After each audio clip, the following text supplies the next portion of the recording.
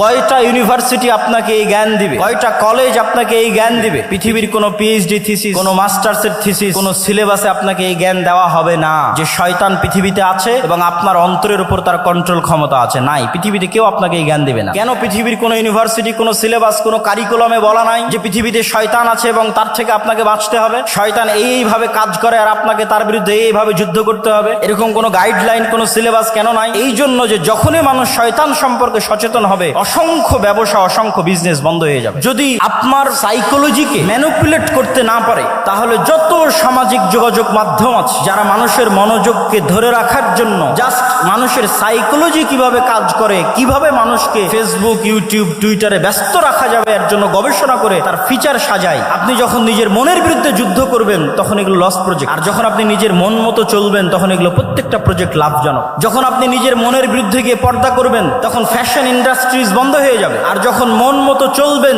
তখন fashion ইন্ডাস্ট্রিজের business চলবে। এরকম প্রত্যেকটা ধাপ আছে যা শয়তান ম্যানুফ্যাকচার করে রেখেছে পৃথিবীর মানুষকে ভুলিয়ে রাখার জন্য। কি ভুলিয়ে রাখবে? সালাতের কথা? জি না। শয়তান আপনাকে কি ভুলিয়ে রাখবে? সিয়ামের কথা? জি না। শয়তান আপনাকে ভুলিয়ে রাখবে মৃত্যুর কথা। আলহাকুমুত তাকাসুর হাত্তা যুরতুমুল মাকাবির। কবরে না যাওয়া পর্যন্ত আমার এবং আপনার মনে হওয়ার চান্স নাই যে আপনি মারা যেতে পারি। আজকের পৃথিবী এতটা ব্যস্ততম পৃথিবী, আজকের টেকনোলজি এতটা ব্যস্ততম, আজকের মোবাইল, আজকের টেকনোলজি, সামাজিক যোগাযোগ মাধ্যম মানুষকে এমন ভাবে আঁকড়ে ধরে আছে, অবৈধ সম্পর্ক মানুষকে এমন ভাবে আঁকড়ে ধরে আছে, ক্যারিয়ারের চিন্তা, দুনিয়ার চিন্তা এমন ভাবে আঁকড়ে ধরে আছে যে আপনি মাসকে মাস, বছরকে বছর চিন্তা করতে পারবেন না যে আপনি মারা যাবেন। হাত্তা যুরতুমুল মাকাবির। আর এটাই শয়তানের টার্গেট, যেন আপনি কোনোদিন ভুলেও স্মরণ না হয় যে আপনি মারা যাবেন। আমাদের নবী মুহাম্মদ সাল্লাল্লাহু আলাইহি ওয়াসাল্লাম সম্পর্কে সংক্ষিপ্ত মৌলিক দুই একটি কথা জেনে নিয়ে আমরা তার জীবনী থেকে মৌলিক শিক্ষাগুলোর আলোচনার দিকে এগিয়ে যাব ইনশাআল্লাহ। আমাদের নবী মুহাম্মদ সাল্লাল্লাহু আলাইহি ওয়াসাল্লাম নির্দিষ্ট জাতি, গোত্র, ভাষা, সময়, কালের জন্য প্রেরিত হননি। তার রিসালাত ছিল সার্বজনীন, সর্বকালীন, সারা বিশ্বের সকল মানুষ, সকল গোত্র, সকল ভাষা, সকল বর্ণের জন্য। তার পূর্বের সকল নবী বা রাসূল নির্দিষ্ট সময়ের জন্য, নির্দিষ্ট গোত্রের জন্য, নির্দিষ্ট ভাষার মানুষের জন্য প্রেরিত হয়েছিলেন। কিন্তু তিনি এগুলোর ঊর্ধ্বে উঠে সার্বজনীন এবং সর্বকালীন এবং সর্বশেষ নবী এবং রাসূল হিসেবে প্রেরিত হয়েছেন সাল্লাল্লাহু আলাইহি ওয়াসাল্লাম। মহান আল্লাহ সুবহানাহু ওয়া তাআলা যত নবী রাসূল পৃথিবীতে পাঠিয়েছেন তাদের মধ্যে যে 25 জনের নাম পবিত্র কোরআনে আল্লাহ সুবহানাহু ওয়া তাআলা উল্লেখ করেছেন, তাদের মধ্যে উলুল আজম সর্বশ্রেষ্ঠ যে 5 জনকে আল্লাহ সুবহানাহু ওয়া তাআলা দৃঢ় প্রতিজ্ঞ রাসূল হিসেবে উল্লেখ করেছেন, নূহ, ইব্রাহিম, মূসা, ঈসা, মুহাম্মদ, সর্বশ্রেষ্ঠ যে 5 জনকে আল্লাহ সুবহানাহু ওয়া তাআলা উলুল আজম হিসেবে উল্লেখ করেছেন, তাদের মধ্যেও সর্বশ্রেষ্ঠ হচ্ছেন আমাদের নবী মুহাম্মদ সাল্লাল্লাহু আলাইহি ওয়াসাল্লাম। আর তার শ্রেষ্ঠত্বের মাপকাঠি প্রকাশিত হবে, তার শ্রেষ্ঠত্বের মানদণ্ড প্রকাশিত হবে কিয়ামতের মাঠে। কিয়ামতের মাঠে কিভাবে? আমরা যখন আজানের শেষে যে দোয়া পাঠ করি, সেই দোয়ায় আমরা বলি, হে আল্লাহ, আপনি মুহাম্মদ সাল্লাল্লাহু আলাইহি ওয়াসাল্লামকে মাকাম মাহমুদ দান করুন। সেই মাকাম মাহমুদ কি? মাকাম মাহমুদ হচ্ছে কিয়ামতের মাঠে আল্লাহ সুবহানাহু ওয়া তাআলা বিচারই শুরু করবেন না। বিচার যখন শুরু করবেন না, তখন কিয়ামতের মাঠের ভয়াবহতায় কাফের, মুশরিক, মুনাফিক তো বহু দূরের কথা, যারা মুমিন নেককার বান্দা তারাও বিপদগ্রস্ত, অসহায় অবস্থার মধ্যে থাকবে। সেই বিপদগ্রস্ত এবং অসহায়ত্ব থেকে বাঁচার জন্য তারা নবীদের শরণাপন্ন হবে। প্রথমে আদম, তারপরে নূহ, তারপরে ইব্রাহিম, তারপরে মূসা, তারপরে ঈসা, এইভাবে যত বড় বড় নবী আছে তাদের কাছে যাবে এবং বলবে, আপনারা আজকে একটু আল্লাহর সাথে কথা বলেন, আল্লাহকে বলেন তিনি যেন দ্রুত বিচার শুরু করে। মানুষের জান্নাত হোক অথবা জাহান্নাম হোক, বিচার হয়ে যাক। বিচারের মাঠে ভয়াবহতা এত বেশি থাকবে। তো সেই দিন কোন নবী এবং রাসূল আল্লাহ সুবহানাহু তাআলার সামনে কথা বলার সাহস করবেন না। যেমনটি পবিত্র কোরআনে আল্লাহ সুবহানাহু তাআলা বলেছেন, মান যাল্লাযী ইয়াশফাউ ইনদাহু ইল্লা বিইজনিহি, আছে কি কেউ কোনো ক্ষমতাধর, শক্তিশালী, পাওয়ারফুল রাজা, বাদশাহ, প্রধানমন্ত্রী, ব্যবসায়ী, সম্পদশালী, যে সাহস করবে কিয়ামতের মাঠে আল্লাহর সাথে কথা বলার, আল্লাহর অনুমতি ব্যতীত? এমনকি কোনো ক্ষমতাধর, শক্তিশালী, সাহসী, বিত্তশালী, সম্পদশালী মানুষ আছে? এটির চ্যালেঞ্জ আল্লাহ সুবহানাহু তাআলা নিজে কোরআন মাজিদে দিয়েছেন আয়াতুল কুরসির মধ্যে। সেই চ্যালেঞ্জের মুখোমুখি হয়ে কোনো নবী রাসূল সেই দিন আল্লাহ সুবহানাহু তাআলার সামনে কথা বলার সাহস করবেন না। আদম আলাইহিস সালাতু ওয়াস সালাম থেকে নিয়ে শুরু করে সকল নবী রাসূল বলবেন, আজকে আল্লাহ সুবহানাহু তাআলা আমার উপর এত রাগান্বিত, আজকে আল্লাহ সুবহানাহু তাআলা আমার প্রতি এত ক্ষিপ্ত যে আজকে আমি তার সামনে কথা বলার মতো আমার কোনো সাহস, কোনো শক্তি আমার নাই। এইভাবে ধীরে ধীরে মানুষ চলে যাবে সর্বশেষ নবী মুহাম্মদ সাল্লাল্লাহু আলাইহি ওয়াসাল্লামের সামনে, আর তিনিও আল্লাহর সাথে সরাসরি কথা বলবেন না, বরং তিনি সরাসরি সিজদায় পড়ে যাবেন। কতদিন সিজদায় থাকবেন তা তিনি নিজেও জানেন না। তিনি সিজদায় এমন ভাষায়, এমন বাক্যে আল্লাহর প্রশংসা করবেন যা কোনোদিন দুনিয়াতে করেননি, যা তখন আল্লাহ সুবহানাহু তাআলা তাকে শিখিয়ে দিবেন। দীর্ঘ এক সময় অতিক্রম হওয়ার পর যতক্ষণ আল্লাহ চাইবেন, সেই সময় অতিক্রম হওয়ার পর আল্লাহ বলবেন, ইয়া মুহাম্মদ ইরফা রাসাক সাল তু'তা ওয়াশফা তুশাফা, মুহাম্মদ মাথা উঠাও, চাও দেওয়া হবে, সুপারিশ করো গ্রহণ করা হবে। এই যে কিয়ামতের মাঠে আদম থেকে নিয়ে কিয়ামত পর্যন্ত কোটি কোটি মানুষ এবং জিনের সামনে মুহাম্মদ সাল্লাল্লাহু আলাইহি ওয়াসাল্লামের যে শ্রেষ্ঠত্ব প্রকাশ পাচ্ছে, এই শ্রেষ্ঠত্বকেই বলা হয়েছে মাকাম মাহমুদ। আমি মুহাম্মদ সাল্লাল্লাহু আলাইহি ওয়াসাল্লাম সম্পর্কে আমার আলোচনা দীর্ঘায়িত না করে এতটুকু বলেই এই পর্বের আলোচনা শেষ করছি।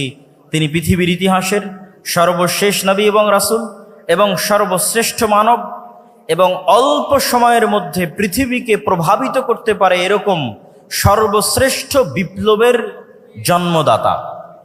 মাত্র 23 বছরে তিনি পৃথিবীতে এমন এক বিপ্লব সৃষ্টি করেছেন যার প্রভাব পৃথিবীর ইতিহাসের সবচেয়ে সুদূর প্রসারী এবং সবচেয়ে প্রভাব বিস্তারকারী বিপ্লব।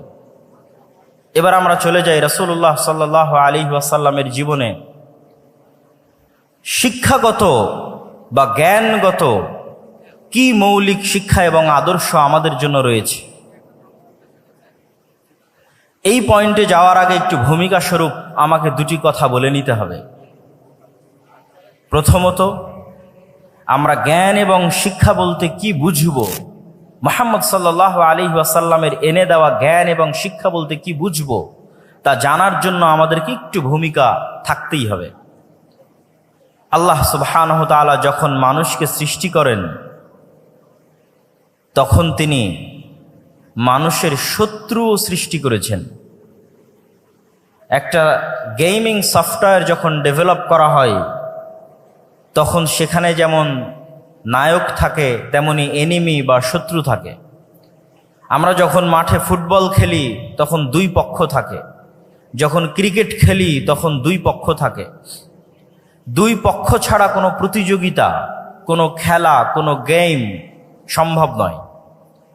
আল্লাহ সুবহানাহু তাআলা যখন এই পৃথিবী সৃষ্টি করেন বা এই পৃথিবীর সফটওয়্যার ডেভেলপ করেন, তখন তিনি এই পৃথিবীতে যে খেলা, যে গেম, যে প্রতিযোগিতা শুরু করেছেন, তাতে মানুষের শত্রু তৈরি করে দিয়েছেন।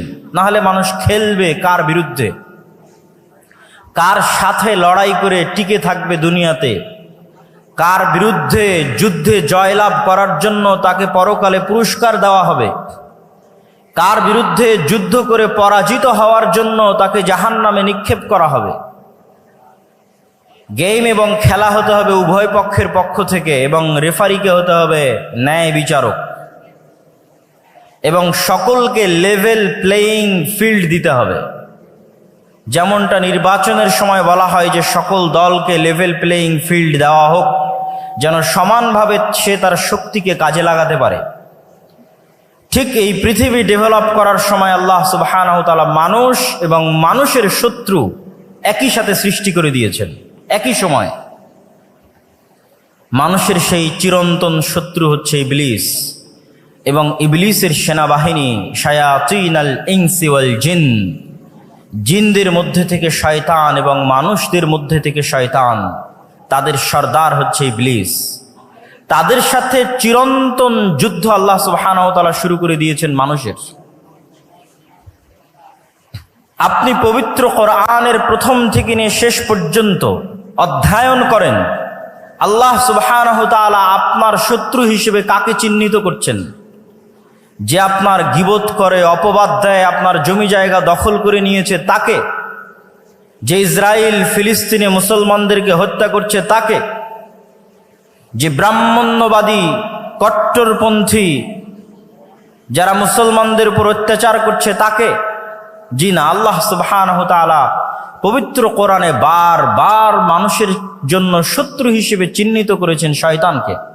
ইন্নাশ শাইতানা লাকুম আদুউম মুবিন, শয়তান তোমাদের জন্য চিরন্তন এবং চিরস্থায়ী শত্রু। এই জন্য আপনি যখন কোরআন তেলাওয়াত করতে যান তখন আল্লাহ সুবহানাহু ওয়া তাআলা আপনাকে শিখিয়ে দিয়েছে যে কোরআন তেলাওয়াতের পূর্বে তুমি বলো আউযু বিল্লাহি মিনাশ শাইতানির রাজিম, যে হে আল্লাহ আমি বিতাড়িত শয়তান থেকে পরিত্রাণ চাচ্ছি। শয়তানের অস্তিত্ব কতটা বাস্তব, শয়তান মানুষের কতটা ভয়ঙ্কর শত্রু, যে কোরআনের তেলাওয়াত পর্যন্ত শুরু হচ্ছে শয়তান থেকে পরিত্রাণ চেয়ে।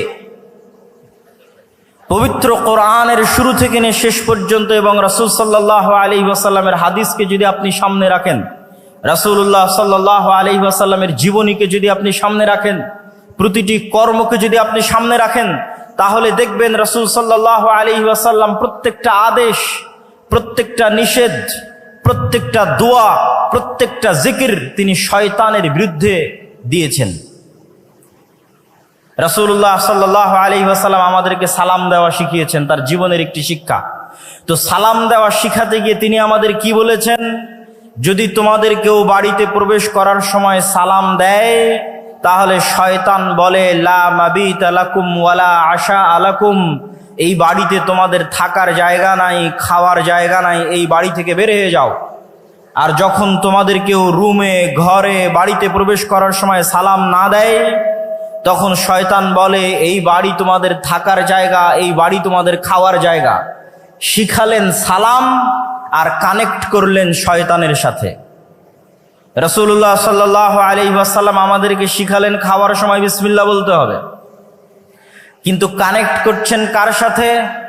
যদি তোমাদের মধ্যে কেউ খাওয়ার সময় ইদা আকালা আহাদুকুম ওয়ালাম ইয়াযকুর ইসমাল্লাহ, যদি তোমাদের কেউ খাবার গ্রহণ করে আর বিসমিল্লাহ না বলে, ইয়াকুলু মাআহু শাইতান, তাহলে শয়তান তার সাথে ওই খাদ্য গ্রহণ করে। শিখালেন বিসমিল্লাহ কিন্তু সম্পৃক্ত করছেন শয়তানের সাথে। আপনি রাসূলুল্লাহ সাল্লাল্লাহু আলাইহি ওয়াসাল্লামের পুরো জীবনী উঠিয়ে ফেলেন, প্রত্যেকটা ধাপে, প্রত্যেকটা পদক্ষেপে, প্রত্যেকটা আদেশে শয়তান থেকে বাঁচতে, শয়তানের বিরুদ্ধে পদক্ষেপ গ্রহণ করা হয়েছে। তার মানে শয়তান অবাস্তব, অকল্পনীয় কিছু নয়। আমাদের চিরন্তন যে গেম আল্লাহ সুবহানাহু ওয়া তাআলা শুরু করে দিয়েছেন খেলা, এটি শয়তানের বিরুদ্ধে। এবং এই গেমকে, এই খেলাকে লেভেল প্লেয়িং ফিল্ড করার জন্য আল্লাহ সুবহানাহু ওয়া তাআলা মানুষের পক্ষে কিছু ঘোষণা দিয়ে রেখেছেন, শয়তানের পক্ষে কিছু ঘোষণা দিয়ে রেখেছেন। শয়তানের পক্ষে দুটি ঘোষণা। এক, ইবলিসকে পৃথিবীর সবচেয়ে ভয়ঙ্কর শক্তিশালী মেকানিজম আল্লাহ দিয়ে দিয়েছেন। আজকের এই উন্নত আধুনিক বিশ্বে মানুষ কত উন্নত, তারপরও মানুষ অন্তর থেকে অন্তরে কথা ট্রান্সফার করতে পারে না। মোবাইলের হোয়াটসঅ্যাপের মেসেজ বলেন, মেসেঞ্জারের মেসেজ বলেন, আজকে আমার আলোচনা বলেন, লাইভ ভিডিও বলেন, প্রত্যেকটাই আমাদের কান দিয়ে শুনতে হয়। আজকে যদি আমি আমার অন্তর থেকে আপনাদের অন্তরে মেসেজ ট্রান্সফার করতে পারতাম, আমাকে চিল্লিয়ে বলা লাগতো না, মেসেজে লেখা লাগতো না, যেটা আপনি পড়বেন। কেন পড়ার দরকার? কেনই বা শোনার দরকার? আমাকে আল্লাহ এই মেকানিজম দিলে আমি এখানে বসে থেকে আপনাদের অন্তরে মেসেজ দিয়ে দিতাম। কিন্তু এই শক্তিশালী পাওয়ারফুল মেকানিজম আল্লাহ কাকে দিয়েছেন? আপনাদের জিজ্ঞেস করছি, কাকে দিয়েছেন? একটু জোরে বলেন তো, কাকে দিয়েছেন? শয়তানকে দিয়েছেন। ইউসবিসু ফি সুদুরিন নাস, মানুষের অন্তরে সরাসরি ডাইরেক্টলি মেসেজ দিতে পারে শয়তান, ওয়াসওয়াসা দিতে পারে শয়তান। মানুষ দ্বিধায় পড়ে যাবে, তার অন্তরে এখন যে কল্পনা চলছে, এই কল্পনা তার না শয়তানের দেওয়া, আমি আপনি কেউ জানি না। আমরা প্রত্যেক সময়ে যে কাজ করার সিদ্ধান্ত নিচ্ছি এবং আমাদের অন্তরে কথা উদিত হচ্ছে, এই প্রত্যেকটি উদিত হওয়া কথা আমার নিজের না শয়তানের পক্ষ থেকে আমরা জানি না। রাসূলুল্লাহ সাল্লাল্লাহু আলাইহি ওয়াসাল্লাম বলেছেন, এমন কোনো মানুষ নেই ইল্লা ওয়ালাহু কারিনান, যার সাথে দুইজন বন্ধু সব সময় থাকে না। কারিনুম মিনাল মালাইকা ওয়া কারিনুম মিনাশ শাইতান, একজন থাকে ফেরেশতা বন্ধু, আরেকজন থাকে শয়তান বন্ধু। প্রত্যেক মানুষের সাথে সব সময় দুইজন বন্ধু তার সাথে আছে, এক ফেরেশতা বন্ধু, দুই শয়তান বন্ধু। তার অন্তরে প্রত্যেক যা কল্যাণকর কাজের ইচ্ছা জাগে তা সে ফেরেশতার পক্ষ থেকে ইলহাম, আর তার অন্তরে প্রত্যেক যা অকল্যাণকর কাজের ইচ্ছা জাগে তা সে ওয়াসওয়াসা শয়তানের পক্ষ থেকে। আজকে আপনারা এখানে উপস্থিত হয়েছেন, আমি উপস্থিত হয়েছি, এই যে আমাদের অন্তরে এখানে আসার ইচ্ছা জাগ্রত হয়েছে, এই কল্যাণকর কাজের জন্য আমাদের ফেরেশতা বন্ধুর পক্ষ থেকে আমাদের অন্তরে কথা দেওয়া হয়েছে, আমাদের অন্তরে ইচ্ছা জাগ্রত করা হয়েছে। যাই সকালে যখন ফজরে ঘুমিয়ে থাকছি, রাসূলুল্লাহ সাল্লাল্লাহু আলাইহি ওয়াসাল্লাম তখনও বলেছেন শয়তানের কথা। যদি বাস্তব না হতো তিনি কেমনে বলতেন? তিনি বলছেন, শয়তান তখন মানুষের মাথার কাছে গিয়ে বলে, নাম নাম নাম ইন্নাল লাইলা লাতাবিল, হে আদমের সন্তান ঘুমিয়ে থাকো, ঘুমিয়ে থাকো, রাত এখনো অনেক লম্বা। তাহলে আপনি মনে করছেন আমি আমার আরামের জন্য ফজরে ঘুমিয়ে আছি, আর আল্লাহর নবী বলছেন না, আপনার আরামের জন্য নয়, শয়তান আপনার অন্তরে দিচ্ছে তুমি এখন ঘুমিয়ে থাকো। সম্মানিত উপস্থিতি, তাহলে আল্লাহ সুবহানাহু ওয়া তাআলা ইবলিসকে দুইটা ছাড় দিয়েছে। এক, সরাসরি আমাদের অন্তরে কথা দিতে পারে ইবলিস। দুই, কিয়ামত পর্যন্ত তার হায়াত বাড়িয়ে দেওয়া হয়েছে। যতদিন আদম আর আদমের সন্তানেরা পৃথিবীতে বসবাস করবে, ততদিন আদম আর আদমের সন্তানদেরকে শত্রুতামূলক জাহান্নামে নিয়ে যাওয়ার দৃঢ় প্রতিজ্ঞ এবং দৃঢ় পণ নিয়ে কাজ করে যাবে ইবলিস এবং তার সাঙ্গপাঙ্গ এবং সেনাবাহিনী। তাদের ওয়াদার কথা আল্লাহ নিজে কোরআন মাজিদে বলেছেন যে ইবলিস এই মর্মে ওয়াদাবদ্ধ যে আমি একাই জাহান্নামে যাব না, আদম সন্তানদেরকে সাথে নিয়ে জাহান্নামে যাব। এই শত্রুতার ঘোষণা আল্লাহ সুবহানাহু ওয়া তাআলা কোরআনে দিয়েছেন। তাহলে ইবলিস এবং শয়তান যদি অবাস্তব হতো, তাহলে কোরআন আর আল্লাহর নবীর জীবনীতে এইভাবে তিনি শয়তানের প্রতি গুরুত্ব আরোপ করতেন না। সম্মানিত উপস্থিতি, তাহলে এবার লেভেল প্লেয়িং ফিল্ডে ইবলিসের ক্ষমতা অনেক বেশি। তাহলে আদম সন্তানের জন্য কি থাকলো, আমার এবং আপনার জন্য কি থাকলো? কি দিয়ে আমরা শয়তানের বিরুদ্ধে এই যুদ্ধে বিজয়ী হব? এটি রাসূল সাল্লাল্লাহু আলাইহি ওয়াসাল্লামের জীবনের সবচেয়ে বড় মৌলিক শিক্ষা। মহান আল্লাহ সুবহানাহু ওয়া তাআলা পবিত্র কোরআন মাজিদে বলছেন, কুল নাহবিতু মিনহা জামিআ ফাইম্মা ইয়াতিয়ান্নাকুম মিন্নী হুদান ফামান তাবিআ হুদায়া ফালা খাউফুন আলাইহিম ওয়ালা হুম ইয়াহজানুন। আল্লাহ সুবহানাহু ওয়া তাআলা আদেশ দিলেন ইবলিসকে আসমান থেকে নেমে যাওয়ার জন্য, আদেশ দিলেন আদম এবং হাওয়াকে জান্নাত থেকে নেমে যাওয়ার জন্য। আদম এবং হাওয়া আর ইবলিসের গল্প কাল্পনিক নয়, পৃথিবীর সব ধর্ম বইয়ে লেখা আছে। ইহুদিদের বাইবেলে, ইহুদিদের তাওরাতে লেখা আছে, খ্রিস্টানদের বাইবেলে লেখা আছে, মুসলমানদের কোরআনে লেখা আছে। কমন গল্প, সেম কমন। ইবলিস, আদম, হাওয়া তথা সকল নবী একই মেসেজ দিয়েছে। আমাদের সৃষ্টি রহস্য সম্পর্কে সেম মেসেজ দিয়েছেন সকল নবী। তাহলে আল্লাহ সুবহানাহু ওয়া তাআলা বলছেন, আমি ইবলিসকে বললাম আসমান থেকে নেমে যাও, আদমকে বললাম জান্নাত থেকে নেমে যাও। তারপরে ফাইম্মা ইয়াতিয়ান্নাকুম মিন্নী হুদান ফামান তাবিআ হুদায়া, আজ থেকে ইবলিস আর আদম পরস্পরের শত্রু। ইবলিসকে দিয়ে দিলাম এই ক্ষমতা, আর আদমের জন্য কি দিব? আমার পক্ষ থেকে হেদায়েত যাবে আদমের জন্য। ফাইম্মা ইয়াতিয়ান্নাকুম মিন্নি হুদা, আমার পক্ষ থেকে দিক নির্দেশনা যাবে, গাইডলাইন যাবে, কিভাবে তোমরা শয়তানের বিরুদ্ধে যুদ্ধ করবে, শয়তানের বিরুদ্ধে কিভাবে টিকে থাকবে তার ইনস্ট্রাকশন যাবে। নতুন যখন ফ্রিজ কিনেন, কম্পিউটার কিনেন, যে কোনো মেশিনারিজ কিনেন, তখন গাইডলাইন থাকে, ইনস্ট্রাকশন থাকে। যে কোনো গেম যখন আপনি শুরু করবেন খেলা, গাইডলাইন দেওয়া আছে কিভাবে এই গেমটা আপনি খেলবেন। তো এই পৃথিবীতে আপনি শয়তানের বিরুদ্ধে কিভাবে খেলবেন এবং জিতবেন, হারবেন না, তার দিক নির্দেশনা, গাইডলাইন আল্লাহ পাঠাবে, এটা আল্লাহর ওয়াদা। কোরআনে আল্লাহ বলছেন, ফামান তাবিআ হুদায়া ফালা খাউফুন আলাইহিম ওয়ালা হুম ইয়াহজানুন। আমার পাঠানো এই গাইডলাইন, দিক নির্দেশনা যদি মানুষ মেনে নেয়, তাহলে দুনিয়াতে তাদের জন্য কোনো ভীত সন্ত্রস্ত হওয়ার সুযোগ নেই, আর পরকালে আফসোস করার কোনো সুযোগ নেই।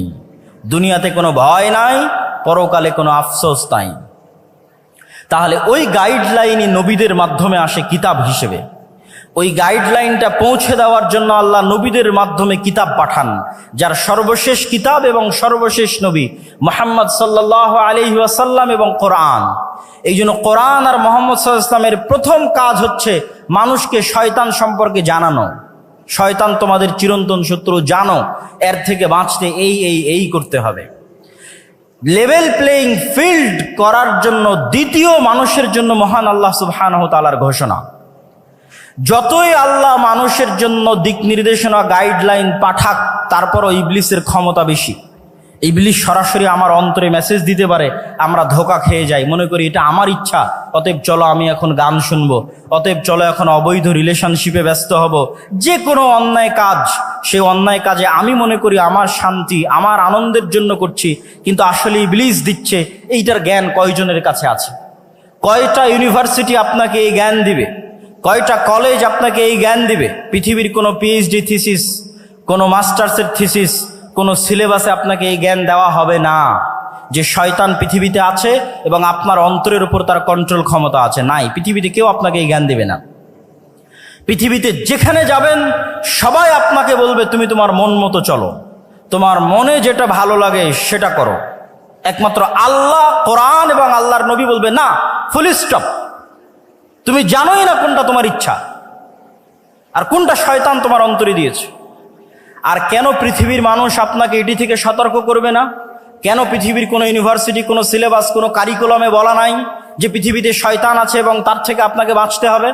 শয়তান এইভাবে কাজ করে আর আপনাকে তার বিরুদ্ধে এইভাবে যুদ্ধ করতে হবে, এরকম কোনো গাইডলাইন, কোনো সিলেবাস কেন নাই? এই জন্য যে যখনই মানুষ শয়তান সম্পর্কে সচেতন হবে, অসংখ্য ব্যবসা, অসংখ্য বিজনেস বন্ধ হয়ে যাবে। অসংখ্য ব্যবসা, অসংখ্য বিজনেস বন্ধ হবে যদি আপনি আপনার সাইকোলজিকে ম্যানিপুলেট করতে না পারে। তাহলে যত সামাজিক যোগাযোগ মাধ্যম আছে, যারা মানুষের মনোযোগকে ধরে রাখার জন্য জাস্ট মানুষের সাইকোলজি কিভাবে কাজ করে, কিভাবে মানুষকে ফেসবুক, ইউটিউব, টুইটারে ব্যস্ত রাখা যাবে এর জন্য গবেষণা করে তার ফিচার সাজায়, আপনি যখন নিজের মনের বিরুদ্ধে যুদ্ধ করবেন তখন এগুলো লস প্রজেক্ট। আর যখন আপনি নিজের মন মতো চলবেন তখন এগুলো প্রত্যেকটা প্রজেক্ট লাভজনক। যখন আপনি নিজের মনের বিরুদ্ধে গিয়ে পর্দা করবেন তখন ফ্যাশন ইন্ডাস্ট্রিজ বন্ধ হয়ে যাবে। আর যখন মন মতো চলবেন তখন ফ্যাশন ইন্ডাস্ট্রিজের বিজনেস চলবে। এরকম প্রত্যেকটা ধাপ আছে যা শয়তান ম্যানুফ্যাকচার করে রেখেছে পৃথিবীর মানুষকে ভুলিয়ে রাখার জন্য। এটি আমি বলছি না, আল্লাহ সুবহানাহু ওয়া তাআলা বলছেন, আলহাকুমুত তাকাসুর, হে দুনিয়ার মানুষ, তোমাদেরকে শয়তান দুনিয়ার লোভ লালসা দিয়ে এমন ভাবে ভুলিয়ে রাখবে। কি ভুলিয়ে রাখবে? কি ভুলিয়ে রাখবে? সালাতের কথা? জি না। শয়তান আপনাকে কি ভুলিয়ে রাখবে? সিয়ামের কথা? জি না। শয়তান আপনাকে ভুলিয়ে রাখবে মৃত্যুর কথা। আলহাকুমুত তাকাসুর হাত্তা যুরতুমুল মাকাবির, কবরে না যাওয়া পর্যন্ত আমার এবং আপনার মনে হওয়ার চান্স নাই যে আমি আপনি মারা যেতে পারি।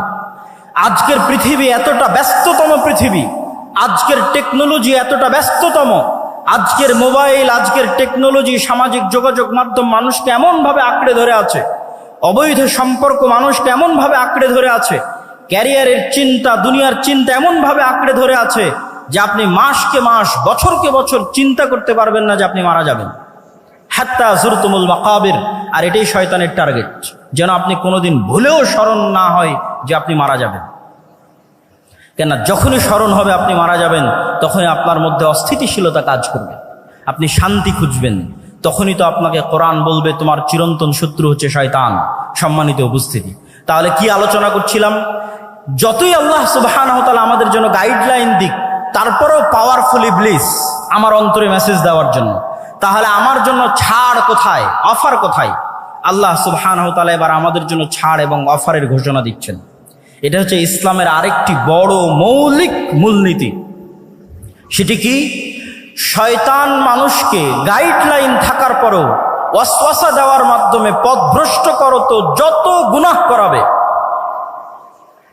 যত গুনাহ করাবে, যত ভয়ঙ্কর থেকে ভয়ঙ্কর গুনাহ হোক না কেন, শিরকের মতো গুনাহ হোক, হত্যার মতো গুনাহ হোক, জেনা ব্যভিচারের মতো গুনাহ হোক, যত বেশি পরিমাণে গুনাহ হোক না কেন, আসমান জমিন ভর্তি গুনাহ হোক না কেন, আল্লাহ সুবহানাহু ওয়া তাআলার পক্ষ থেকে মানুষের জন্য অফার শয়তানের বিরুদ্ধে যাওয়ার জন্য, শয়তানকে পরাজিত করার জন্য। যে এত বিশাল লম্বা গুনাহের পরেও মানুষ যদি অনুসূচিত হয়ে আল্লাহ সুবহানাহু ওয়া তাআলাকে বলে, হে আল্লাহ আমার ভুল হয়ে গেছে, আপনি আমাকে ক্ষমা করে দিন, তাহলে মানুষের কে গুনাহ করার জন্য শয়তান যা চেষ্টা করেছে, যা পরিশ্রম করেছে, সকল চেষ্টা সকল পরিশ্রমকে পণ্ড করে দিয়ে আল্লাহ সুবহানাহু ওয়া তাআলা মানুষকে ক্ষমা করে দিবেন। বলেন আল্লাহু আকবার। এই একটা অফার দিয়ে মানুষ জান্নাতে চলে যাবে, কিন্তু মানুষকে ক্ষমা তো চাইতে হবে। ইসলামে এমন কোনো গুনাহ নাই যেই গুনাহের ক্ষমার রাস্তা আল্লাহ সুবহানাহু ওয়া তাআলা দেননি। ইসলামে ক্ষমার অযোগ্য কোনো অপরাধ নাই। হ্যাঁ, তবে শ্বাস থাকা পর্যন্ত। আপনি মৃত্যুবরণ করলেন কিয়ামতের মাঠে, তখন শুধু একটা গুনাহ ক্ষমা হবে না, সেটা শিরক। যা আমি আসবো, যে ইসলামের সবচেয়ে বড় মৌলিক শিক্ষার একটি হচ্ছে তাওহীদ এবং শিরক না করা। আসবো ইনশাল্লাহ ধীরে ধীরে। তাহলে জীবদ্দশায় যতক্ষণ নিঃশ্বাস আছে ততক্ষণ এমন কোনো অপরাধ নাই যেই অপরাধ ক্ষমার অযোগ্য আল্লাহর দরবারে। প্রত্যেকটা অপরাধ ক্ষমার যোগ্য হতে মানুষকে ক্ষমা চাইতে হবে। যদি মানুষের সাথে সম্পৃক্ত অপরাধ হয় তো মানুষের কাছে ক্ষমা চাইবে। যদি মানুষের হক মেরে নেওয়া সংক্রান্ত অপরাধ হয় তো মানুষের হক আদায় করে দিবে। যদি আল্লাহর সাথে সম্পৃক্ত গুনাহ হয় তো আল্লাহর কাছে ক্ষমা চেয়ে নিবে। এই ক্ষমা চাওয়ার মাধ্যমে সেই ইবলিসকে পরাজিত করবে। কিন্তু ইবলিস আপনার অন্তরে ভয় দিবে। ইবলিসের একটা বড় বিজনেস হচ্ছে মানুষকে দারিদ্রতার ভয় দেখায়, মানুষকে নিরাশা করে। লা তাকনাতু মির রাহমাতিল্লাহ। ইবলিস আপনাকে ভয় দেখাবে আপনি অনেক বড় গুনাহগার, আপনি ক্ষমা চাইতে পারেন না, আল্লাহর দরজা আপনার জন্য বন্ধ হয়ে গেছে। আপনার অন্তরে হতাশা সৃষ্টি করবে। এটাই শয়তানের বিরুদ্ধে যুদ্ধ, যে ইসলামে কোনো হতাশা নাই। আপনি গুনাহগার যত বড়ই হন না কেন, আল্লাহ সুবহানাহু ওয়া তাআলার কাছে ক্ষমা চাইলে আল্লাহ ক্ষমা করে দিবে। এবং ইসলামে দারিদ্রতারও কোনো ভয় নাই। সেই পয়েন্টগুলো তো আমি আসবো ইনশাআল্লাহ। তাহলে শয়তানের এই আলোচনা থেকে এতটুকু কি পরিষ্কার হলো যে নবী এবং রাসূলকে পাঠানো হয়েছে, কোরআনকে পাঠানো হয়েছে মানুষকে একটা গাইডলাইন দেওয়ার জন্য, শয়তানের বিরুদ্ধে যুদ্ধ করার জন্য। কিন্তু এই জ্ঞান, এই যে গাইডলাইনের যে জ্ঞান, শয়তানের অস্তিত্বের যে জ্ঞান, এই জ্ঞানগুলো একসময় পৃথিবী থেকে উঠে যাবে এবং মানুষ পশুতে পরিণত হয়ে যাবে। রাসূলুল্লাহ সাল্লাল্লাহু আলাইহি ওয়াসাল্লাম বলছেন, ইন্নাল্লাহা লা ইয়াকবিদুল ইলমা ইনতিজাআন ইয়ানতাজিউহু মিনাল ইবাদ ওয়ালাকিন ইয়াকবিদুল ইলমা বিকবদিল উলামা। আল্লাহ সুবহানাহু ওয়া তাআলা জ্ঞানকে ছিনিয়ে নেন না। আল্লাহ সুবহানাহু ওয়া তাআলা জ্ঞানকে ছিনিয়ে নেন না, বরং আল্লাহ সুবহানাহু ওয়া তাআলা জ্ঞানকে উঠিয়ে নেন আলেমদের মৃত্যুর মাধ্যমে। জ্ঞান উঠে যাবে। রাসূলুল্লাহ সাল্লাল্লাহু আলাইহি ওয়াসাল্লাম আর এক হাদিসে বলেছেন, ইউরফাউল ইলম ওয়া ইউনজালুল জাহল। জ্ঞান উঠে যাবে, মূর্খতা বর্ষণ করা হবে পৃথিবীতে। মূর্খতা বৃষ্টির মতো বর্ষিত হবে আর জ্ঞান উঠে যাবে। আজকে যেহেতু আমাকে ইসলামের জ্ঞান কেন্দ্রিক মূলনীতি আলোচনা করতে বলা হয়েছে, তাহলে আপনাদের কাছে আমার প্রশ্ন, আমরা তো দিন দিন জ্ঞানের জগতে, ঊর্ধ্ব জগতে এগিয়ে যাচ্ছি, জ্ঞান এবং বিজ্ঞানের শীর্ষে আরোহণ করছি। সেখানে আল্লাহর নবী বলছেন জ্ঞান উঠে যাবে এবং মূর্খতা বর্ষিত হবে। তাহলে আমি এবং আপনি জানি না যে প্রকৃত জ্ঞান কোনটা। যেই জ্ঞান আমাদের ইউনিভার্সিটি, আমাদের কলেজের সিলেবাসের মধ্যেই নাই, সেই জ্ঞানের আলোচনায় আজকে আমরা করছি। এই জ্ঞানটা উঠে যাবে। শয়তানের অস্তিত্বের জ্ঞান, শয়তানের সাথে যুদ্ধ করার জ্ঞান, শয়তানকে পরাজিত করার জ্ঞান, শয়তানের সাথে যুদ্ধ করে জিতে থাকার জ্ঞান পৃথিবী থেকে উঠে যাবে। তখন মানুষ ধীরে ধীরে পশুতে পরিণত হবে। আমরা এবং আপনারা স্বাভাবিক মানবিকতা বোধ হারিয়ে পশুতে পরিণত হব।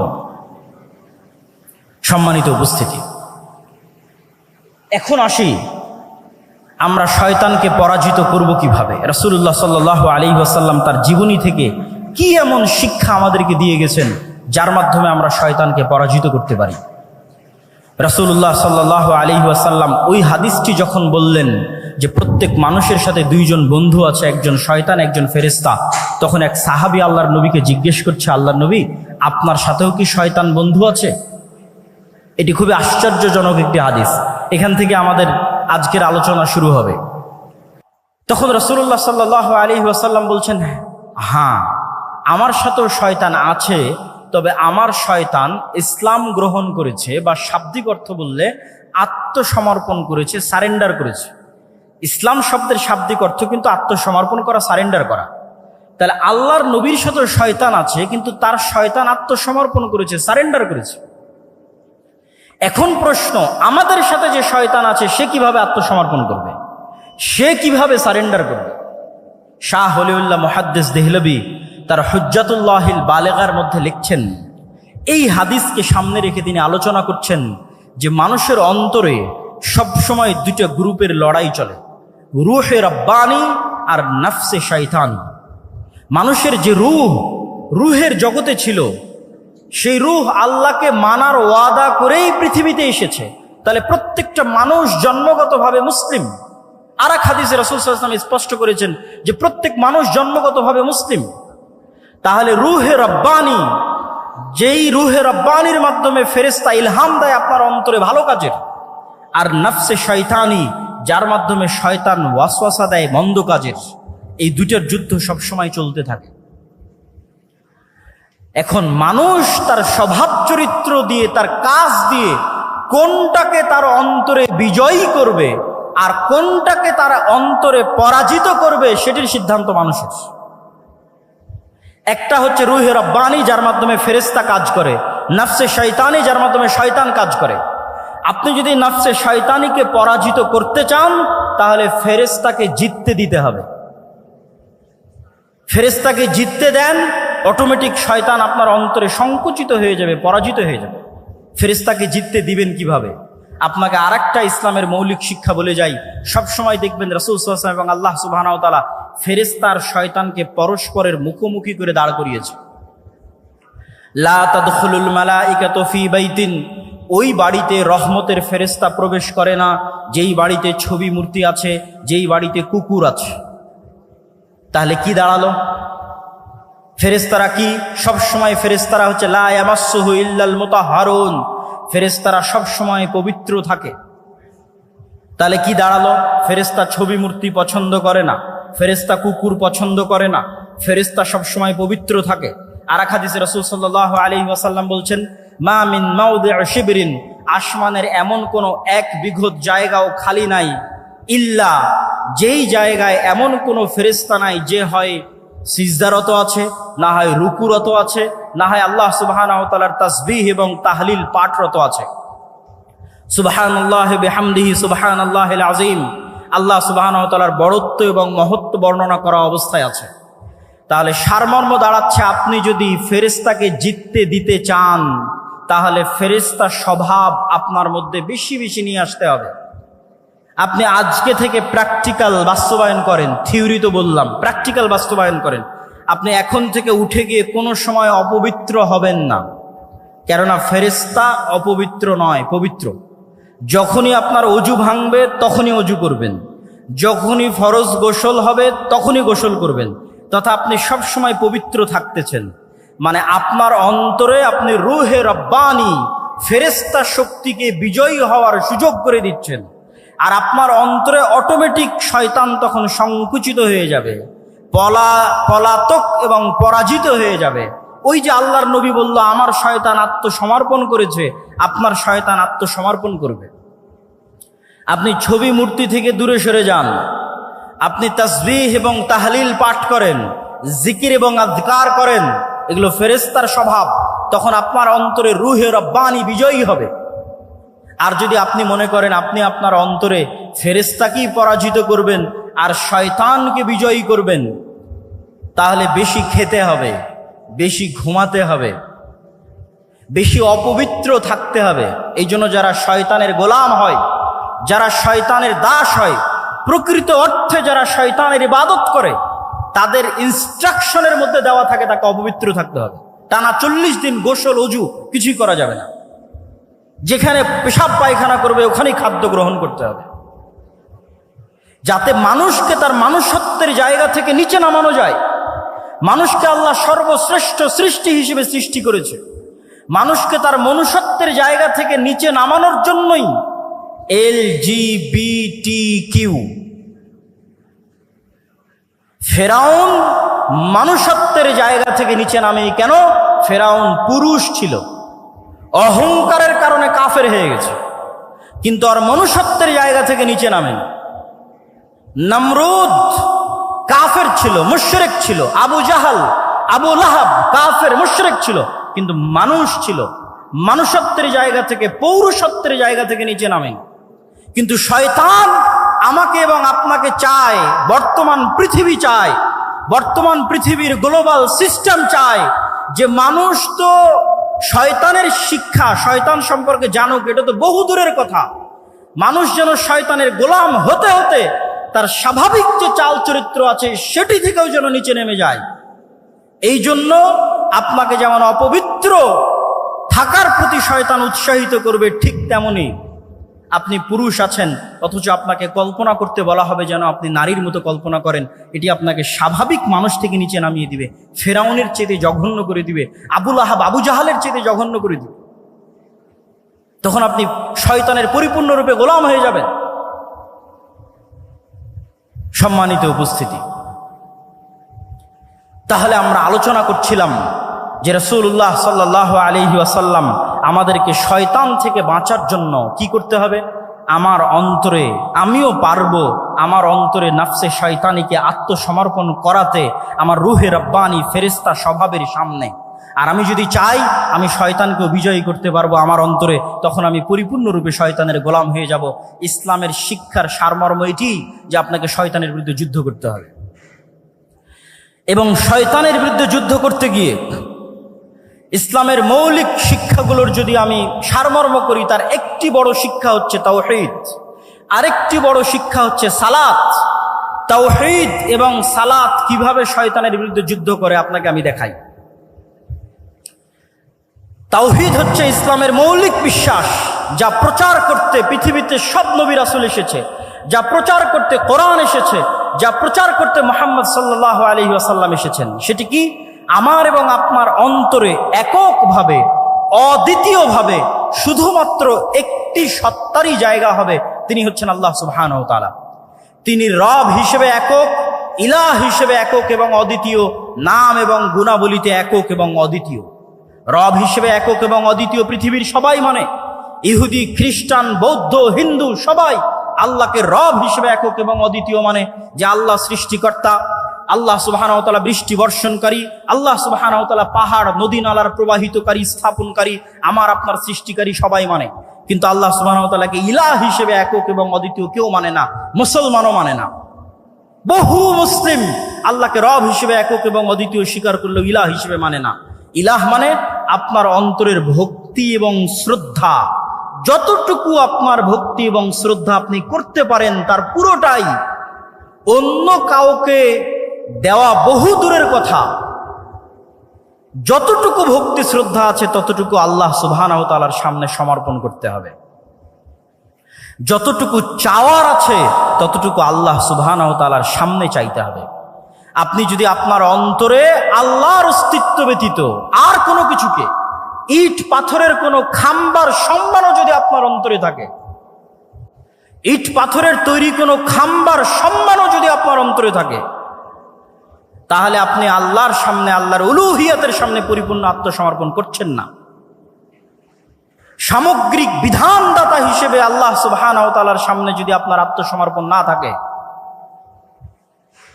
এমনকি ইবনুল কাইয়িম রাহিমাহুল্লাহ লিখছেন যে কোনো মানুষ যখন কোনো মেয়ের অন্ধ প্রেমে আসক্ত হয়, যদিও সেটা বউয়েরও হয়, স্ত্রীরও হয়, যে এমনভাবে প্রেমে আসক্ত যে তার স্ত্রী, তার প্রেমিকা যা বলে তাই শোনে, সেখানে আল্লাহর বিধিবিধানের ধার ধারে না, তখন সেও এক প্রকার শয়তানের গোলাম। তার অন্তর আল্লাহ সুবহানাহু ওয়া তাআলার উলুহিয়াত জায়গা করে নিতে পারেনি। তাহলে ইসলামের মৌলিক বিশ্বাসের একটি বড় বিশ্বাস হচ্ছে তাওহীদ। এই তাওহীদ যখন আপনার অন্তরে একবার প্রবেশ করবে, তখন এটা শয়তানের বিরুদ্ধে কেমনে যুদ্ধ করবে তা আপনাকে দেখায়। ইব্রাহিম আলাইহিস সালাতু ওয়াস সালাম একাই পৃথিবীতে, একক, সারা পৃথিবীর মানুষ তার বিরুদ্ধে, তিনি একক, তিনি একাই শয়তানের বিরুদ্ধে যুদ্ধ করছেন। তো এই একাই শয়তানের বিরুদ্ধে যুদ্ধ করতে গিয়ে তিনি যে টিকে আছেন, তার অন্তরের এই শক্তি কোথায় থেকে আসে? তার অন্তরের এই শক্তি আসে তাওহীদের উপর পূর্ণ বিশ্বাসের কারণে। যেই মুমিন 100% শতভাগ তাওহীদে বিশ্বাসী, সে পারমাণবিক বোমার চাইতেও শক্তিশালী। ইব্রাহিমের মতো, ইব্রাহিমকে আগুনে নিক্ষেপ করে দেওয়া হয়েছে, কিন্তু তার বিশ্বাস থেকে তিনি টলেননি। তার কনফিডেন্স লেভেল কোন পর্যায়ের থাকতে পারে, আত্মবিশ্বাস কোন শীর্ষ চূড়ায় থাকতে পারে যে তাকে আগুনে নিক্ষেপ করলেও তিনি টলেননি। আমাদেরকে কি করা হয়? তাওহীদের প্রতি বিশ্বাস দুর্বল করো তো আমাদেরকে হেজিটেশনে ফেলে দেওয়া হয়, দ্বিধায় ফেলে দেওয়া হয়। নতুন প্রজন্ম দিন মানতে পারে না কেন? হেজিটেটেড থাকে, ফ্রাস্ট্রেশনে থাকে, হতাশায় থাকে, দ্বিধায় থাকে। আমি যদি দাড়ি রাখি মানুষ কি বলবে? আমি যদি সালাত আদায় করি সমাজ কি বলবে? আমি যদি শুধু এই চাকরি ছেড়ে দিই তাহলে খাবো কি? এই যে প্রত্যেক পয়েন্টে হেজিটেশন, এগুলো আসে কেন? তাওহীদের প্রতি বিশ্বাস দুর্বল থাকার কারণে। তাওহীদের জ্ঞান যার মধ্যে আছে, যে আল্লাহর একত্ববাদ এবং অদ্বিতীয়ত্ব সম্পর্কে পরিপূর্ণ জ্ঞান অর্জন করেছে, তার অন্তর শয়তানের বিরুদ্ধে সবচেয়ে বেশি শক্তিশালীভাবে যুদ্ধ করতে পারবে। তার অন্তর সবচেয়ে কনফিডেন্ট থাকবে তার দ্বীনের উপর, তার বিশ্বাসের উপর।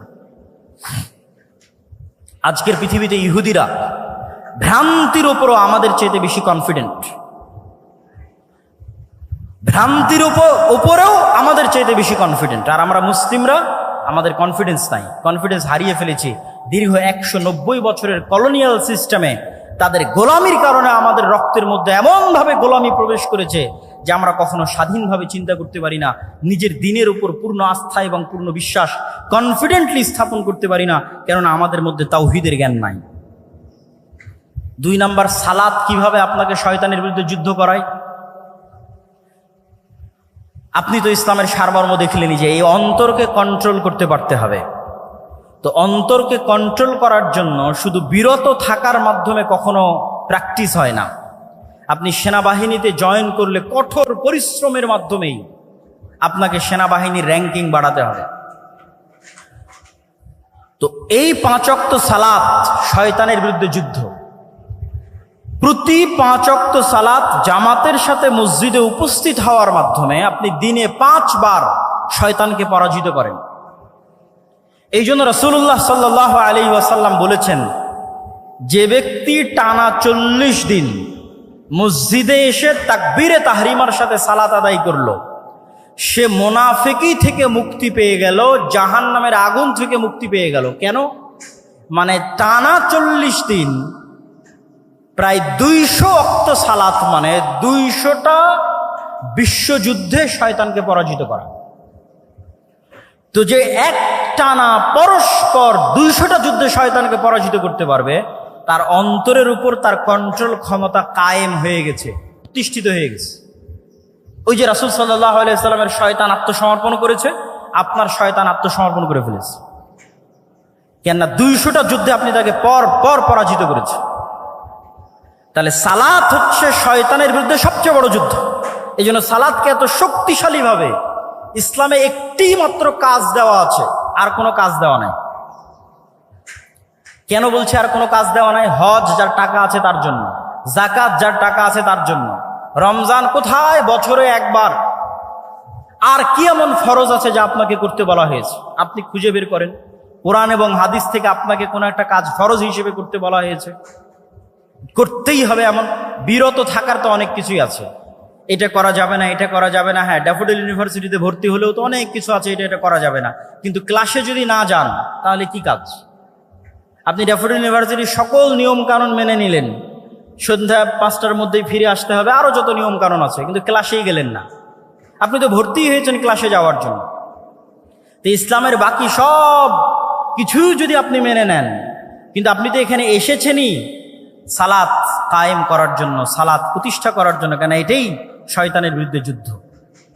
সম্মানিত উপস্থিতি, ইসলামের সারমর্ম বলতে গিয়ে আমরা যে পয়েন্টগুলো তুলে ধরছি, তার মধ্যে ইসলামের মৌলিক শিক্ষা বলতে গিয়ে তার মধ্যে 1 নাম্বার আমরা শয়তানের বিষয়টি তুলে ধরেছি। 2 নাম্বার শয়তানের বিরুদ্ধে যুদ্ধ করতে গিয়ে তাওহীদের কি ভূমিকা সেটি তুলে ধরলাম। 3 নাম্বার শয়তানের বিরুদ্ধে যুদ্ধ করতে গিয়ে সালাতের কি ভূমিকা সেটি তুলে ধরলাম।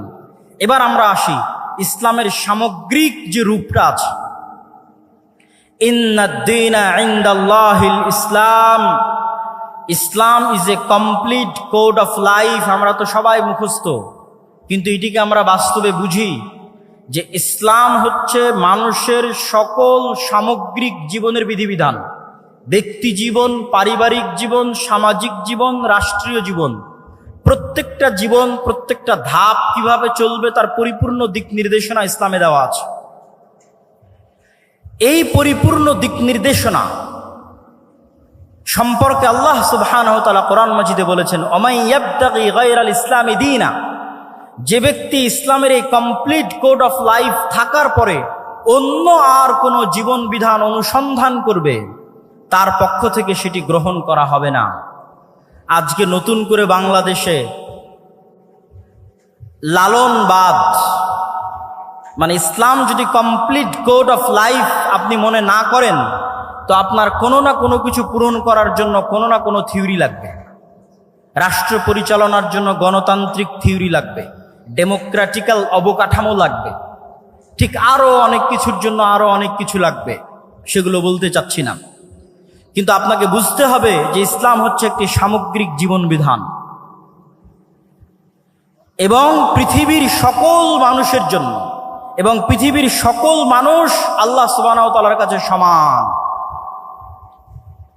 ইসলামের কাছে পৃথিবীর সকল মানুষ সমান, সাদা কালো, হিন্দু বৌদ্ধ খ্রিস্টান মুসলিম সকল মানুষ মানুষ হিসেবে সমান। আল্লাহ সুবহানাহু ওয়া তাআলা পবিত্র কোরআন মাজিদে বলছেন, ইয়া আইয়ুহান নাস ইন্না খালাকনাকুম মিন যাকারিন ওয়া উনসা, আমি তোমাদেরকে সৃষ্টি করেছি এক পুরুষ এবং এক নারী হতে। ওয়া জাআলনাকুম শুউবান ওয়া কাবাইলা, আর তোমাদেরকে জাতি গোত্রে ভাগ করে দিয়েছি। তাহলে সব মানুষকে আল্লাহ মানুষ হিসেবে সম্বোধন করেছেন, আদমের সন্তান হিসেবে সম্বোধন করেছেন। আল্লাহর নবী কি বলেছেন? ইয়া আইয়ুহান নাস, হে দুনিয়ার মানুষ, ইন্না রাব্বাকুম ওয়াহিদ, তোমাদের প্রতিপালক একজন, ওয়া ইন্না আবাকুম ওয়াহিদ, আর তোমাদের সকলের পিতা একজন। জো বাইডেনের পিতা আর ডক্টর ইউনূসের পিতা একজন। ইন্না আবাকুম ওয়াহিদ, তোমাদের সকলের পিতা একজন, তিনি হচ্ছে আদম। অতএব পৃথিবীর সকল মানুষ সমান, নো ডিসক্রিমিনেশন, কোনো বৈষম্য নাই আল্লাহ সুবহানাহু ওয়া তাআলার কাছে। ইসলামের কাছে কোনো বৈষম্য নাই। তাহলে ইসলামের যোগ্যতার মাপকাঠি কি? যেমন ছাত্ররা কোটার বিরুদ্ধে আন্দোলন করেছে, কোটা সংস্কার। ইসলামে কোনো কোটা সিস্টেম আছে নাকি জান্নাতে যাওয়ার জন্য? নাই। ইসলামের যোগ্যতার মাপকাঠি এমন যেটা সকলেই অর্জন করতে পারবে। ইন্না আকরামাকুম ইনদাল্লাহি আতকাকুম, তুমি কালো হও সাদা হও, তুমি টাকা পয়সাওয়ালা হও আর গরিব হও আর ধনী হও, যে লেভেলে থাকো না কেন, প্রধানমন্ত্রী হও আর রিক্সাওয়ালা হও, জান্নাতে যাওয়ার জন্য কোনো কোটা নাই। একটাই সিস্টেম যেটা প্রধানমন্ত্রীও আয়ত্ত করতে পারবে, রিক্সাওয়ালাও আয়ত্ত করতে পারবে, সেটা তাকওয়া, পরহেজগারিতা, আল্লাহ ভীরুতা। ওমাই ইয়াত্তাকিল্লাহ ইয়াজআল লাহু মাখরাজা ওয়া ইয়ারযুকহু মিন হাইথু লা ইয়াহতাসিব, আর যে ব্যক্তি আল্লাহকে ভয় করবে, আল্লাহ পৃথিবীতে চলার জন্য তার রাস্তা বের করেই দিবেন। যেভাবেই হোক, যেখান থেকেই হোক, তার রাস্তা আল্লাহ বের করবেনই করবেন। ওয়া ইয়ারযুকহু মিন হাইথু লা ইয়াহতাসিব, আর এমন জায়গা থেকে আল্লাহ তার রিজিকের ব্যবস্থা করে দিবেন যেখান থেকে সে নিজেও কল্পনা করতে পারে না। ওয়ামান ইয়াতাওয়াক্কাল আলাল্লাহ ফাহুয়া হাসবুহ, আর যে ব্যক্তি আল্লাহর উপর পূর্ণ আস্থা রাখে আল্লাহ তার অভিভাবক হিসেবে যথেষ্ট। নি'মাল মাওলা ওয়া নি'মান নাসির, আর তিনি সর্বশ্রেষ্ঠ অভিভাবক। সম্মানিত উপস্থিতি, তাহলে এই আয়াত থেকে ইসলামের সারমর্ম কিন্তু আমাদের সামনে ফুটে উঠল। এবার আমি বলি ইসলামের সফলতার মানদণ্ড কি? সফল তো হবেন তাকওয়া দিয়ে। সফলতার মানদণ্ড কি? তাকওয়া দিয়ে কি অর্জন করতে চান? আমাদের কাছে সাকসেসফুল কেরিয়ারের জন্য অসংখ্য মোটিভেশনাল স্পিকার আছে, স্পিচ আছে, কিন্তু ইসলামের দৃষ্টিতে সাকসেসফুল কেরিয়ার কোনটা? আল্লাহ সুবহানাহু ওয়া তাআলা কোরআন মাজিদে বলছেন, ফামান যুহজিহা আনিন নার ওয়া উদখিলাল জান্নাহ ফাকাদ ফাজ। সফল সেই, সাকসেসফুল কেরিয়ার তারই যে কিয়ামতের মাঠে দেখবে তাকে জাহান্নাম থেকে বাঁচিয়ে দেওয়া হচ্ছে এবং তাকে জান্নাতে প্রবেশ করার সুযোগ দেওয়া হচ্ছে। সে হচ্ছে সাকসেসফুল কেরিয়ারের অধিকারী। সফলতার মানদণ্ড হচ্ছে আমি জান্নাতে যেতে পারলাম কিনা, না আমি জাহান্নামে চলে গেলাম। সম্মানিত উপস্থিতি, আমি ইসলামের সামগ্রিক এবং সার্বিক একটি চেহারা আপনাদের সামনে তুলে ধরি। ব্যক্তি জীবনের আলোচনা হলো, পারিবারিক জীবনে ইসলাম দুটি জিনিস চায়। এক, বংশ সুরক্ষা করতে, মানুষ যেন তার পিতৃ পরিচয় হারিয়ে না ফেলে। এই জন্য জেনা সহ সকল অবৈধ সম্পর্ক নিষিদ্ধ করে দেওয়া হয়েছে। তালাকের যে লম্বা বিধিবিধান এগুলো দেওয়া হয়েছে মানুষের বংশনামা সুরক্ষা করার জন্য। সামাজিক জীবনে ইসলাম কি চায়? সামাজিক জীবনে ইসলাম চায় ন্যায় বিচার, সততা। রাষ্ট্রীয় জীবনে ইসলাম কি চায়? রাষ্ট্রীয় জীবনে সততা এবং ন্যায় বিচারের পাশাপাশি মানুষের 5টি অধিকার নিশ্চিত করতে চায়। আর সততা এবং ন্যায় বিচার ইসলামের সকল মূলনীতির সারমর্ম, যেটা দিয়ে আজকের বক্তব্য শেষ করে দিব। এতক্ষণ পর্যন্ত যা আলোচনা করলাম, যা আপনাদেরকে ইসলামের দর্শন, ইসলামের থিওরি বোঝানোর চেষ্টা করলাম রাসূল সাল্লাল্লাহু আলাইহি ওয়াসাল্লামের জীবনী থেকে, তার সারমর্ম লুব্বে লুবাব এক বাক্যে যদি শেষ করি, সেটি হচ্ছে সত্যবাদিতা, ন্যায়পরায়ণতা। আজকের এটা বলে আমার বক্তব্য শেষ করে দিব।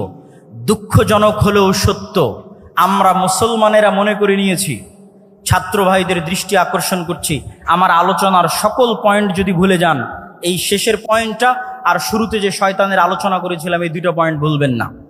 আজকের শেষের এই পয়েন্টটা মনে রাখার চেষ্টা করবেন। আমাদের মধ্যে অনেকেই মনে করে আমি বাংলাদেশে ইসলাম কায়েম করে ফেলবো। কিভাবে ইসলাম কায়েম করবেন? সবাই যদি নামাজি হয়ে যায় ইসলাম কায়েম হয়ে গেল, সবাই যদি পর্দা করে ইসলাম কায়েম হয়ে গেল। জি না, ইসলামের সবচেয়ে বেসিক এলিমেন্ট, সবচেয়ে মূল ভিত্তি হচ্ছে সত্যবাদিতা, ন্যায়পরায়ণতা। বাইতুল মুকাররমের মধ্যে নামাজি মানুষ মারামারি করতেছে, বাইতুল মুকাররমের মধ্যে যার দাড়ি আছে, টুপি আছে, পাঞ্জাবি আছে, সে মারামারি করতেছে। তার মানে কি? তার মানে সে ইসলামের বেসিক এলিমেন্ট সম্পর্কে জানে না। সে মনে করেছে ইসলাম মানে সালাত, সে মনে করেছে ইসলাম মানে হজ, সে মনে করেছে ইসলাম মানে পর্দা। কিন্তু ইসলাম মানে আগে ন্যায়পরায়ণতা, আগে সত্যবাদিতা।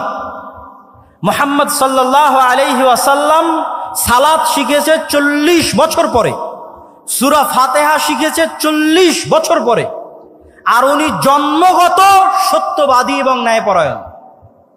তথা 40 বছর যাবৎ যেই গুণ তিনি জন্মগত বহন করেছেন নবী হওয়ার আগেও, সেটি হচ্ছে তিনি সত্য বলতেন, কোনোদিন মিথ্যা বলেননি। 2, তিনি সৎ এবং ন্যায়পরায়ণ, কোনোদিন মানুষের প্রতি অন্যায় করেননি। পৃথিবীতে আল্লাহ যত নবী রাসূল পাঠিয়েছেন, প্রত্যেক নবী রাসূলকে নবী হওয়ার আগে এই 2টি মৌলিক গুণাবলীর অধিকারী হতে হয়েছে। 1, সত্য কথা বলতে হবে, ন্যায়পরায়ণ হতে হবে। কেন? এই গুণটা আল্লাহর। আল্লাহ সত্যবাদী, আল্লাহ ন্যায়পরায়ণ। আল্লাহ বলে দিয়েছেন, তিনি কিয়ামতের মাঠে বলিনি কোটার ভিত্তিতে বিচার হবে না, আর কোনো কিছুর ভিত্তিতে বিচার হবে না, উনি ন্যায়পরায়ণ। তিনি বলেছেন, ইন্নী হারামতু যুলমা আলাইয়া, আমি আল্লাহ আমার উপর অত্যাচার করাকে হারাম করে নিয়েছি। এই যে পৃথিবী সৃষ্টি করে দিলাম, গেম ওপেন করে দিলাম, সফটওয়্যার ডেভেলপ করে দিলাম, এখন এখানে প্লাস আর মাইনাস পয়েন্ট বাড়তে থাকবে, কমতে থাকবে। মনে করেন শেয়ার বাজার যে মেরে নিয়ে গেছে ওর হয়েছে প্লাস প্লাস প্লাস, আর যার মেরে নিয়েছে ওর হয়েছে মাইনাস মাইনাস মাইনাস। এখন কিয়ামতের মাঠে আল্লাহ যদি এই প্লাস মাইনাসকে ক্যান্সেল করে 0 না বানাতে পারেন, তাহলে আল্লাহ নন। নাউজুবিল্লাহ। এটা তার দাবি যে তিনি ন্যায়পরায়ণ। মানে পৃথিবীতে যা অন্যায় সংঘটিত হয়েছে, মানুষের সাথে তো বহু দূরের কথা, পশুর সাথেও যা অন্যায় সংঘটিত হয়েছে তা তিনি মিটমাট করে দিয়ে পৃথিবীর রেজাল্ট করবেন জিরো। পৃথিবী যখন শুরু হয়েছিল তখন জিরো, আর পৃথিবীতে মানুষ যা অন্যায় অনাচার মারামারি কাটাকাটি, ঢাকা বিশ্ববিদ্যালয়ে একজনকে অন্যায়ভাবে হত্যা করা হলো, ওই বিষয়ে রাসূল সাল্লাল্লাহু আলাইহি ওয়াসাল্লামের একটা হাদিস শুনেন।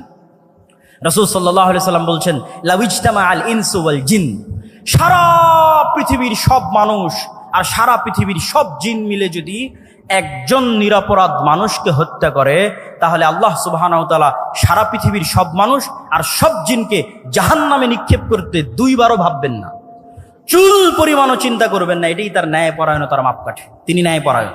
তাহলে ইসলামের মূল শিক্ষা কি? ইসলামের মূল সারমর্ম কি? সত্যবাদী হওয়া, ন্যায়পরায়ণ হওয়া। গত 15 বছর যে ফ্যাসিজম প্রতিষ্ঠিত ছিল, এই ফ্যাসিজমে হাজারো ওসি, লক্ষ ডিসি, লক্ষ এসপি, নামাজি, হাজি, দরবেশ, সে মনে করেছে সালাত ইসলাম, কিন্তু সে তার দায়িত্বে ন্যায়পরায়ণ নয়। সে যে একজন ওসি হিসেবে সে ন্যায়পরায়ণ দায়িত্ব পালন করেনি। ডিসি, সচিব হিসেবে, এসপি হিসেবে, এসিল্যান্ড, সাব রেজিস্ট্রার তার পদের সাথে আমানতের খেয়ানত করেছে। অর্থাৎ সে ইসলাম বুঝে না। সে যতই সালাত আদায় করুক, যতই সিয়াম পালন করুক, সে বুঝে না ইসলাম কি। রাসূল সাল্লাল্লাহু আলাইহি ওয়াসাল্লাম বলেছেন, সাবআতু ইউদিল্লুহুমুল্লাহ ইয়াওমা লা দিল্লা ইল্লা দিল্লুহ, 7 শ্রেণীর মানুষকে আল্লাহ কঠিন কিয়ামতের মাঠে বিশেষ ছায়া দিবেন। তার 1 নাম্বার, আলেম নয়, হুজুর নয়, তাহাজ্জুদ গুজার নয়, পর্দাশীলা নয়, ইমামুন আদিল, যে তার দায়িত্বে ন্যায়পরায়ণ। ন্যায়পরায়ণ প্রিন্সিপাল, ওসি, ডিসি, প্রধানমন্ত্রী, প্রধান উপদেষ্টা, ন্যায়পরায়ণ সমন্বয়ক জান্নাতে যাবে। আরেকজন তাহাজ্জুদ গুজারের পূর্বে, আরেকজন সালাত আদায়কারীর পূর্বে। ন্যায়পরায়ণতা হচ্ছে ইসলামের সবচেয়ে বড় মাপকাঠি। অতএব ছাত্র ভাইদের উদ্দেশ্যে আমার উদাত্ত আহ্বান থাকবে, আমার উদাত্ত ডাক থাকবে যে ইসলামের সকল শিক্ষা যদি আমরা ভুলে যাই, এই দুটো মৌলিক শিক্ষার উপর যদি আমরা একটা প্রজন্ম তৈরি করতে পারি। ফ্যাসিজম টিকে ছিল কিভাবে?